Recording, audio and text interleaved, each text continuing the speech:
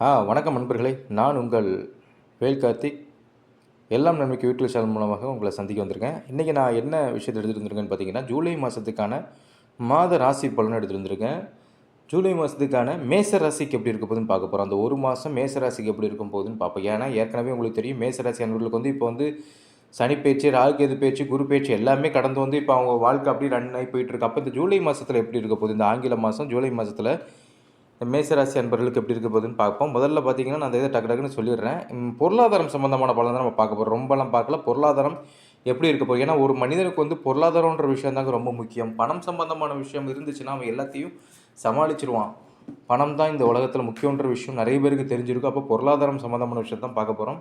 பொருளாதாரன்ற பார்க்கும்போது முதல்ல பார்த்தீங்கன்னா, உங்கள் ராசி செவ்வாய், அதாவது உங்களுடைய ராசி அதிபதினு சொல்லுவாங்கள்ல, செவ்வாய் பகவான் பார்த்தீங்கன்னா கரெக்டாக 5ஆம் இடத்துல சூரியனை வீட்டில் உட்காந்துருப்பார். இந்த சூரியன் 3ஆம் இடத்துல மிதுனத்தில் உட்காந்துருப்பார். அதாவது சிம்மம் மிதுனம் இந்த ஒரு காம்பினேஷனில் உட்காந்துருப்பாங்க.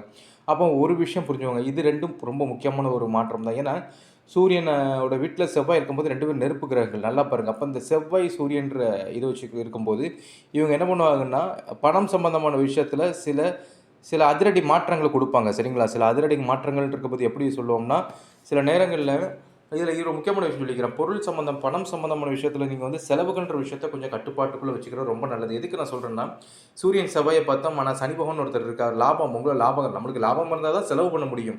அப்போ அந்த லாபக்காரக்கூடிய சனி பகவான் என்ன பண்ணுவார்னா 12ஆம் இடத்துல உட்காந்துருப்பார்.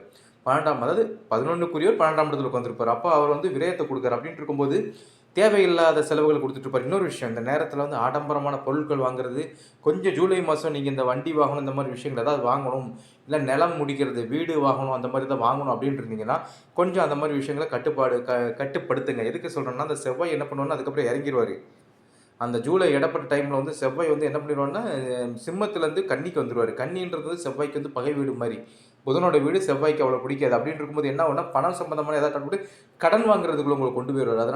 அதனால் செலவுகளை கட்டுப்படுத்துங்க. ஆடம்பர செலவுகள் வேண்டாம். இன்னொரு விஷயம் என்னென்னு பார்த்தீங்கன்னா, 2ஆம் இடத்துல சுக்கிரன் உட்காந்துருப்பார். சொந்த வீட்டில் சுக்கிரன் உட்காந்துருக்கிறதுனால கண்டிப்பாக நான் ஒன்றே சொல்லிக்கிறேங்க, இந்த செலவு கட்டுப்பாடு இருந்தாலுமே உங்களுடைய சுக்கிரனோட இது 2ஆம் வீட்டில் உட்காந்துருக்கிறதுனால சுக்கிரன் என்ன பண்ணுவார் தெரியுமா, உங்களுக்கு அந்த ஆசைகளை உண்டாக்கி கொடுப்பாரு, ஆசைகளை உண்டாக்குவார். அப்படி எப்படி ஆசைகள் உண்டாக்குவாருன்னு நம்மளுக்கு உங்கள் எல்லாமே உங்களை சுற்றி இருக்கிறவங்க, இப்போ குடும்பம்னு இருக்கும், மேச ராசிக்காரங்க இருப்பாங்க, உங்களை சுற்றி குடும்பத்தில் இப்போ 4-5 பேர் இருக்காங்கன்னா வெவ்வேறு ராசிக்காரங்க இருப்பாங்க. வேறு ராசிக்காரங்க மூலமாக உங்களுக்கு ஒரு ஆசையை உண்டாக்கி அது மூலமாக உங்களுக்கு ஏதாவது ஒரு செலவுகளை கொண்டு அதில் உங்கள் மனசை ஒரு வேதனை அடைக்கிறக்கூடிய விஷயத்தை இங்கே கொண்டு வர்ற மாதிரி காட்டிகிட்டு இருக்குது. அதனால அதில் கவனம். இன்னொரு விஷயம், குரு இங்கேப்பா அமைதி ஆகிட்டார்.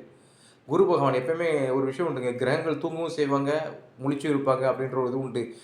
குரு அமைதியாக இருந்துட்டு எல்லா கிரகங்கள் வேலை பார்த்துட்டு இருக்கிறத அவர் உட்காந்து பார்த்துட்டு இருக்காரு. அவர் எந்த செயல்பாடும் இப்போதைக்கு செய்கிற மாதிரி தெரியல. ஆனால் இதில் ஒரு விஷயம் உண்டு, முக்கியமான விஷயம், உங்கள் தொழில் ரீதியாக சில பேர் தொழில் தொடங்கணும்னு நினச்சிட்டு இருப்பாங்க. சில பேர் தொழிலில் வேலை மாற்றம் இந்த மாதிரி விஷயங்கள் தொடர்ந்துட்டு இருப்பாங்க. அப்போ இப்போ தொழிலுக்கும் பொருளாதாரத்துக்கும் ஒரு தொடர்பு இருக்குது.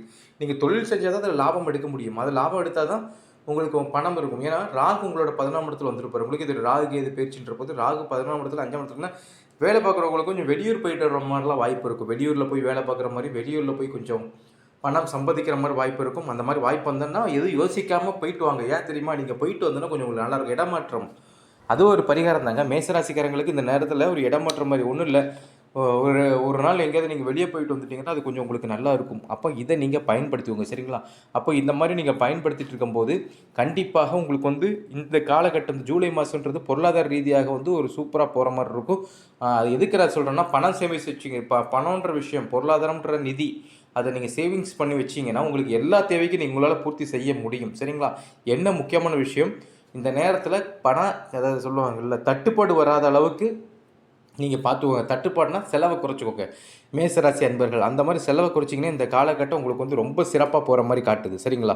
அதனால் இந்த காலகட்டத்தை, இந்த மாதத்தை நீங்கள் நல்லபடியாக கடந்து போவீங்க எல்லாமே. ஏன்னா உங்களுக்கு அதுக்குரிய கிரகங்கள், இந்த பணத்துக்குரிய கிரகங்கள் எல்லாமே சாதகமான சூழ்நிலைகள் இருந்தாலுமே விரயம்ன்ற இடத்துல சனி பகவான் முக்கியமான கிரகம் இருக்கிறனால தான் இந்த விஷயத்தை செலவுகளை குறைங்கன்னு சொல்லியிருக்கேன். இந்த விஷயத்தை நீங்கள் பாருங்கள், கண்டிப்பாக நல்லாயிருக்கும். சரிங்களா? நன்றிங்க. நன்றி. உங்களுக்கு இந்த வீடியோ பிடிச்சிருந்தேன்னா இந்த வீடியோவை லைக் பண்ணுங்கள், ஷேர் பண்ணுங்கள், சப்ஸ்கிரைப் பண்ணுங்கள். எல்லாம் நன்மைக்கு யூடியூப் சேனலில் சப்போர்ட் பண்ணுங்கள். சரிங்களா? நீங்கள் சப்போர்ட் பண்ண தான் அடுத்த வீடியோஸ் வந்துகிட்டே இருக்கும். ஏதாவது இருந்ததுன்னா கமெண்ட் பண்ணுங்கள். சரிங்களா? கமெண்ட்டில் போடுங்க, உங்களுக்கு எதுனா நாங்கள் இது பண்ணி கொடுப்போம். நன்றி, வணக்கம்.